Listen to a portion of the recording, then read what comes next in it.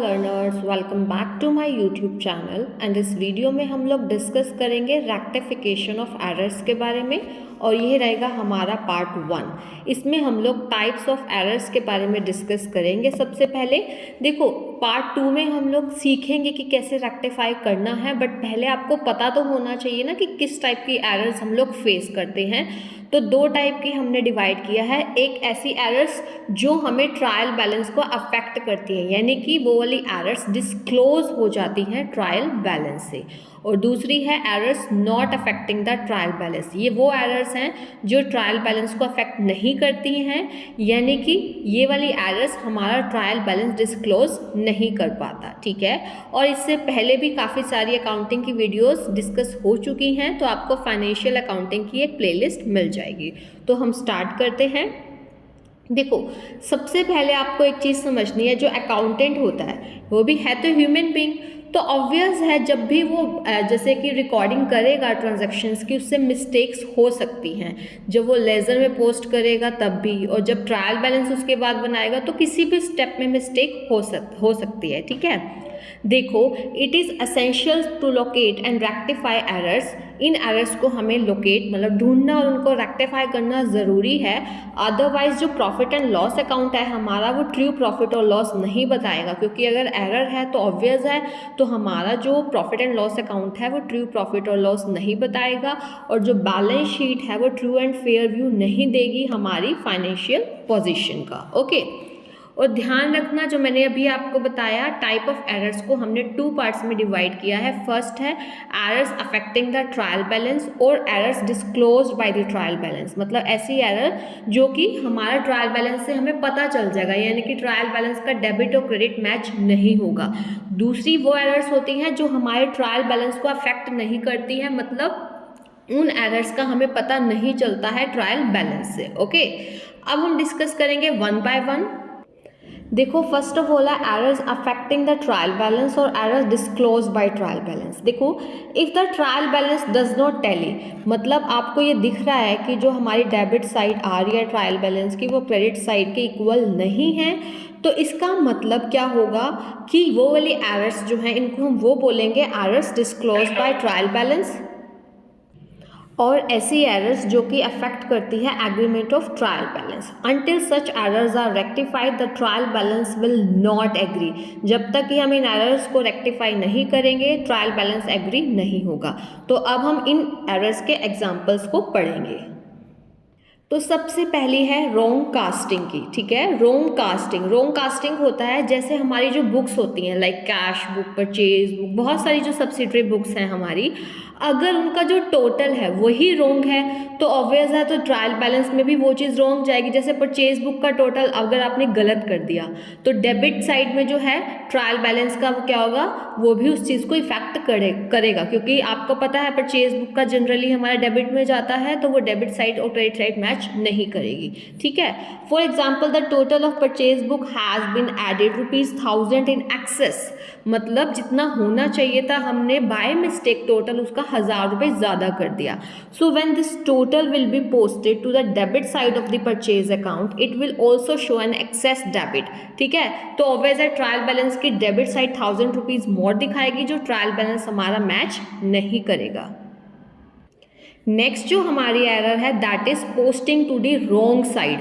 देखो अगर आपने किसी भी अकाउंट में या कोई भी जैसे आपने चीज़ है वो डेबिट साइड में करनी थी उसको आपने क्रेडिट साइड में कर दिया, या फिर जो क्रेडिट साइड में करनी थी उसको डेबिट साइड में कर दिया, तो भी आपका ट्रायल बैलेंस मैच नहीं करेगा। देखो if instead of posting an account on the debit side of the an account it is posted on the credit side और वाइस वर्सा, कुछ भी हो सकता है पॉजिटिव इसका, तो हमारा ट्रायल बैलेंस मैच नहीं करेगा। For example goods for ₹20,000 have been purchase from Gopal.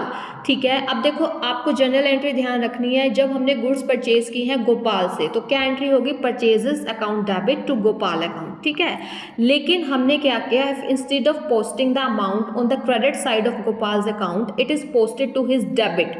हमें गोपाल को क्रेडिट करना था, हमने उसको डेबिट कर दिया, तो अब आप ये देखो डबल हो गया ना debit, so debit side of the trial balance will exceed the credit by ₹40,000। ठीक है, ये चीज़ समझनी है। नेक्स्ट है पोस्टिंग ऑफ रोंग अमाउंट। हो सकता है हमने अमाउंट ही रॉन्ग पोस्ट कर दिया, ठीक है। The trial balance will not tally if the posting in an account is made with an incorrect amount, आपने इनकरेक्ट अमाउंट के साथ पोस्टिंग की है।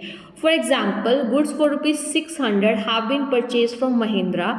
अगर आपने 600 रुपये की गुड्स परचेज की है महिंद्रा से और आपने इसको परचेज बुक में तो करेक्टली डाल दिया, लेकिन जब आप महिंद्रा के अकाउंट को क्रेडिट कर रहे थे तब आपने उसमें 60 रुपीज़ डाल दिए, यानी कि 600 की बजाय आपने 60 रुपीज़ डाल दिए, तो आपका ट्रायल बैलेंस नहीं मैच करेगा। और ये कौन सी एरर है?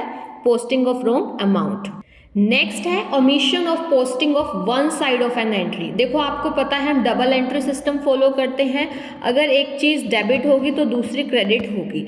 अगर आपने एक एंट्री की सिर्फ एक ही चीज़ को रिकॉर्ड किया, दूसरी चीज़ आप ओमिशन मतलब भूल गए आप, ठीक है।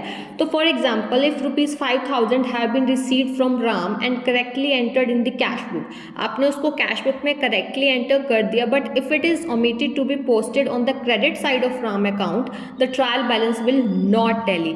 मतलब आपने क्या किया, आपने देखो आपको राम से 5,000 रुपीज़ मिले हैं तो क्या होगा? Cash debit to Ram. आपने क्या किया, 5,000 अगर आपको राम से मिले हैं, आपने इसको तो करेक्टली एंटर कर दिया कैश बुक में, जबकि इफ इट आपने राम के इसको क्रेडिट साइड में नहीं किया, एक साइड भूल गए आप, तो ट्रायल बैलेंस तब मैच नहीं करेगा, ठीक है।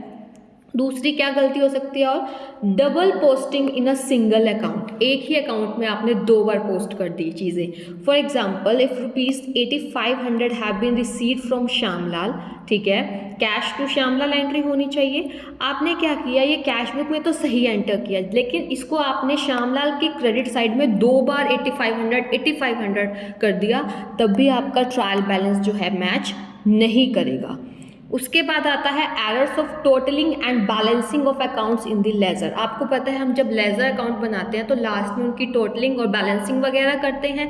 हो सकता है आपको किसी भी अकाउंट में लेजर के आपने डेबिट और क्रेडिट की टोटलिंग में गलती कर दी हो या फिर उसकी बैलेंसिंग में गलती कर दी हो, तो भी आपका ट्रायल बैलेंस मैच नहीं करेगा, ठीक है।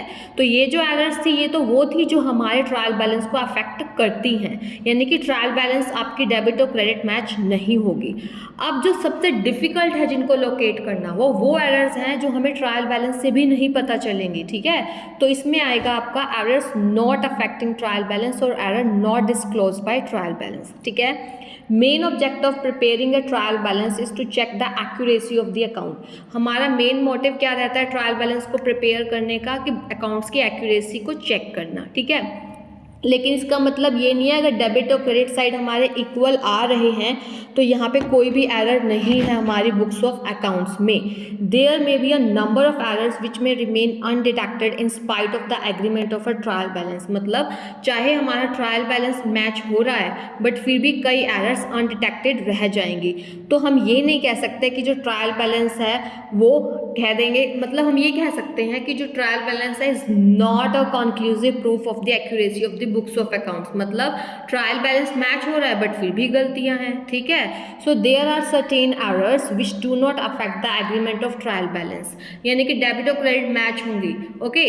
तो इन्हीं एरर्स को हम लिमिटेशन भी बोल देते हैं कि ट्रायल बैलेंस की ये कुछ लिमिटेशंस हैं जिनको अब हम डिस्कस करेंगे। फिर है देखो हमारी जो फर्स्ट एरर है that is error of omission. देखो आप कंप्लीटली एक एंट्री को भूल गए, अगर एक साइड को भूले हो तो वो आपका किस में आएगा, disclose by trial balance. But अगर आप कंप्लीटली एंट्री भूल ही गए हो, देखो if a transaction remains all together unrecorded either in the journal और इन द सब्सिडरी बुक्स, तो अब भूल ही गए हो तो डेबिट भी नहीं रिकॉर्ड किया, क्रेडिट भी नहीं किया, तो इससे ट्रायल बैलेंस का तो मैचिंग पे कोई भी इफेक्ट नहीं पड़ेगा। तो ये हमारी कौन सी एरर है, error of omission. For example suppose करो goods for ₹2,000 have been sold to Ram on credit. आपने किसको बेची, राम को बेची on credit and the transaction was omitted to be recorded in the books, और ट्रांजैक्शन को हम भूल गए रिकॉर्ड करना। सो ये वाली जो ओमिशन है वो ट्रायल बैलेंस को किसी भी टाइप से अफेक्ट नहीं करेगी, क्योंकि ना तो ये राम की डेबिट साइड में हुआ है इसको रिकॉर्ड, ना सेल्स अकाउंट के क्रेडिट में इसको रिकॉर्ड किया गया है, ठीक है। उसके बाद जो हमारी है एरर ऑफ कमीशन। कमीशन में क्या होता है, आपने रॉन्ग अमाउंट एंटर किया दोनों साइड, दोनों एंड मतलब दोनों डेबिट और क्रेडिट दोनों में ही आपने रॉन्ग अमाउंट कर दिया। अगर एक साइड किया है रॉन्ग अमाउंट तो वो आपको उससे पता चल जाएगा ना ट्रायल बैलेंस से, बट अगर आपने दोनों ही साइड आपने कर दिया क्या, wrong amount. For example sale of goods to Ram on credit for ₹420 has been entered in the journal as 240। तो इससे क्या होगा, हमने क्या किया, राम का अमाउंट 240 से डेबिट कर दिया और सेल्स को भी 240। अब डेबिट और क्रेडिट तो ठीक है, बट ओवरऑल तो गलती हो गई ना हमारी। In spite of inaccuracy in both the accounts the trial balance will tell, ये आपको ध्यान रखना है, ठीक है। इसके बाद आती है हमारी कॉम्पनसेटिंग एरर। कॉम्पनसेटिंग एरर वो होती है जब एक एरर दूसरी एरर के इफेक्ट को न्यूट्रलाइज या फिर नलिफाई कर देती है। If the effect of one error is neutralised by the effect of some other error, such errors are called compensating error. Example से आपको क्लियर होगा। For example, while posting on the debit side of Anil account, ₹50 were posted instead of 500। मतलब हमने 500 रुपये लगाने थे debit में अनिल के, हमने 50 रुपये कर दिए। अब क्या हुआ, मतलब सुनील के अकाउंट में हमने 500 करने थे डेबिट, 500 कर दिए, जबकि करने कितने थे 50। तो हो गया ना दोनों को कॉम्पनसेट। तो ये जो 2 मिस्टेक्स हुई हैं ये एक दूसरे की इफेक्ट को नलीफाई कर देंगे और ट्रायल बैलेंस फिर भी मैच होगा। ओके, उसके बाद है एरर ऑफ प्रिंसिपल। प्रिंसिपल होते हैं जैसे हमारे अकाउंटिंग प्रिंसिपल्स है, वो क्या कहते हैं कि हमें इनको फॉलो करना है, ठीक है। When some fundamental principle of accountancy is violated while recording a transaction, the error is termed as error of principle. These errors are committed in those cases where a proper distinction between capital and revenue items is not made, ठीक है। जैसे कि अब capital expenditure को आपने revenue मान लिया, revenue को आपने कैपिटल मान लिया, ये एग्जाम्पल है, ठीक है। अब ये एरर्स 2 टाइप्स की हो सकती हैं हमारी, ये चीज़ आपने ध्यान रखनी है, ठीक है। तो इसमें देखिए पहला है कि when a capital expenditure is treated as revenue expenditure, मतलब हमने कैपिटल एक्सपेंडिचर को क्या मान लिया, रिवेन्यू एक्सपेंडिचर मान लिया। फॉर एग्जाम्पल से क्लियर होगा, if the purchase of furniture is treated as an ordinary purchase. देखो फर्नीचर परचेज कर रहे हो तो ये आपका कैपिटल एक्सपेंडिचर है, और yes capital expenditure, revenue expenditure, capital receipts, revenue receipts पे एक प्रॉपर मैंने वीडियो बनाई हुई है और वो आप लोगों के लिए बहुत इंपॉर्टेंट वीडियो है, वो आप फाइनेंशियल अकाउंटिंग की प्लेलिस्ट में जाके आप चेक कर सकते हैं, ठीक है।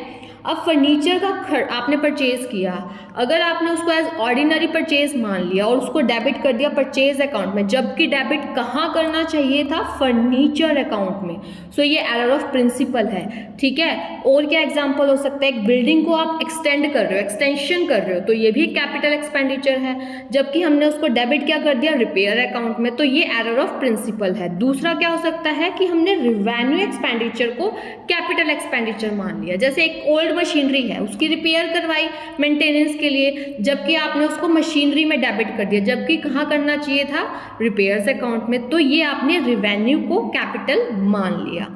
इसके बाद है आपने क्या किया, रोंग अकाउंट में पोस्ट कर दिया बट करेक्ट साइड में, ठीक है। जैसे श्याम के अकाउंट को डेबिट करना था, आपने मोहन के अकाउंट को डेबिट कर दिया, ठीक है। If while posting from the books of original entry posting is made to a wrong account but on the correct side, तो एरर हमारे ट्रायल बैलेंस को इफेक्ट नहीं करेगी। जैसे कि हमने गुड्स क्रेडिट में सेल की राम को, लेकिन हमने श्याम के अकाउंट को डेबिट कर दिया, एंट्री क्या होनी थी, राम टू सेल्स, हमने श्याम टू सेल्स कर दिया, तब भी ट्रायल बैलेंस आपका टैली करेगा इन spite of errors in both the accounts. Okay, thank you so much. अगर फिर भी कोई डाउट हो तो आप लोग पूछ सकते हो।